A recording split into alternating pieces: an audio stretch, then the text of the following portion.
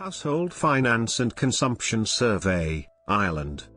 The Household Finance and Consumption Survey, HFCS, is a statistical survey conducted by the Central Statistics Office, CSO, on behalf of the Central Bank of Ireland as part of the European Central Bank, ECB, Household Finance and Consumption Network, HFCN.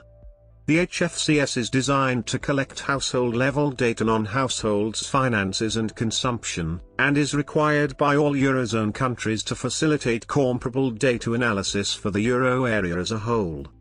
Household Finance and Consumption Survey 2013. The 2013 HFCS study was the first conducted in Ireland, carried out between March and September 2013 with 5,419 respondent households. Results of the 2013 study were released in January 2015 by the Central Statistics Office. Survey data is available on the CSO website in PDF format. Methodology and scope. The 2013 study sample size consisted of 5,419 respondent households. The survey collected a range of household information from the adults taking the survey, including the following household characteristics at micro level. Main uses and aims.